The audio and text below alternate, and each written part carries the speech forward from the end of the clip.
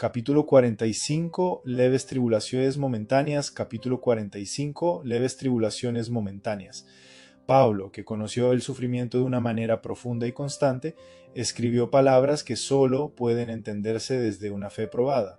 Por tanto, no desmayamos porque esta leve tribulación momentánea produce en nosotros un cada vez más excelente y eterno peso de gloria.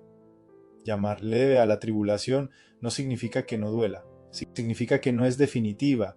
Llamarla momentánea no niega su intensidad, afirma que no tiene la última palabra. El sufrimiento, visto desde la eternidad, cambia de lugar, deja de ser un enemigo absoluto y se convierte en un instrumento que Dios usa sin ser autor del mal, para formar, revelar y sostener. Pablo lo reafirma cuando dice: pues tengo por cierto que las aflicciones del tiempo presente no son comparables con la gloria venidera. Aquí no hay negación de la aflicción, hay comparación. Y cuando se compara con la gloria venidera, el sufrimiento pierde su poder de definirnos. Jesús mismo fue claro con sus discípulos. No prometió una vida sin dolor, sino una presencia constante en medio de él. En el mundo tendréis aflicción, pero confiad, yo he vencido al mundo. La promesa no es ausencia de tribulación, la promesa es victoria en él.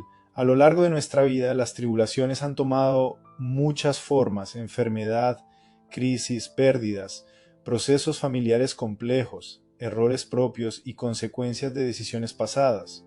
Algunas llegaron como prueba, otras como corrección, otras para que se manifestara el poder de Dios.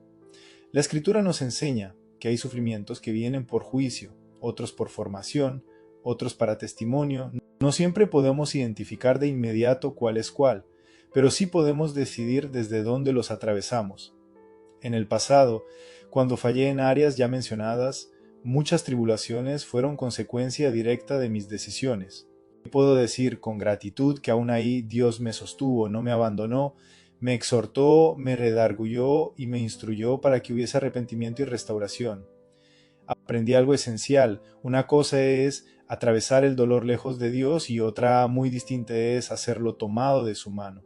En los retos actuales la experiencia es distinta, no porque el dolor haya desaparecido, sino porque la fortaleza viene de Él. Su gracia nos renueva para caminar sin cansarnos y correr sin fatigarnos. Cuando mantenemos los ojos puestos en Jesús, autor y consumador de la fe, no nos perdemos, no nos hundimos. Pero cuando nos distraemos y apartamos la mirada, nos sucede como a Pedro caminando sobre las aguas, el miedo toma control y comenzamos a hundirnos. Esto no significa que los hijos de Dios estén exentos de lo que les sucede a buenos y a malos, significa que no lo atraviesan solos. La diferencia no es la ausencia de tormenta, sino la presencia del Señor en medio de ella. Por eso este capítulo propone un reencuadre espiritual del dolor. No preguntarnos solo ¿por qué me pasa esto?, sino ¿qué está produciendo esto en mí? Porque el sufrimiento siempre produce algo, o nos acerca a Dios o nos endurece, o nos vuelve más sensibles o más amargos, o nos lleva a la dependencia o al aislamiento. Las preguntas aquí no son cómodas, pero son necesarias. ¿Qué produce este dolor en mí? ¿Me acerca a Dios o me endurece el corazón? Hay dos riesgos doctrinales que este capítulo quiere evitar con firmeza. El primero es el evangelio del bienestar, que hace creer que el sufrimiento es señal de falta de fe. Ese mensaje no resiste la Biblia ni la vida. El segundo es el victimismo espiritual, que se instala en la queja y termina justificando la pasividad y el resentimiento. La fe bíblica no niega el dolor, pero tampoco se queda atrapada en él. La fe mira más allá, mira al Dios que prometió estar con nosotros cuando pasemos por el agua y cuando atravesemos el fuego. Mira al Padre que corrige, sostiene, sana, perdona y restaura. En nuestra familia hemos aprendido que las tribulaciones no se superan de una vez, sino día a día, a veces con avances visibles, otras simplemente con la fuerza para no retroceder. Hemos visto provisión cuando parecía no haberla. Hemos visto preservación cuando el desgaste amenazaba con quebrarnos. Hemos visto cómo Dios usa incluso los desiertos para hablarnos con mayor claridad. Y aquí hay una verdad que trae consuelo: Dios no desperdicia ninguna lágrima, ninguna noche en vela. ninguna oración débil. Todo es recogido, todo es visto, todo es usado para un propósito mayor que muchas veces solo comprenderemos del otro lado de la eternidad. Por eso este capítulo no llama a resistir con los dientes apretados, sino a perseverar con el corazón tierno, a seguir avanzando, creciendo y fortaleciéndonos de la mano de Dios, a aferrarnos a sus promesas cuando las fuerzas faltan, a recordar que aún fallando tenemos un Padre al que podemos volver. Señor, gracias porque no nos prometiste una vida sin tribulación, pero sí tu presencia constante.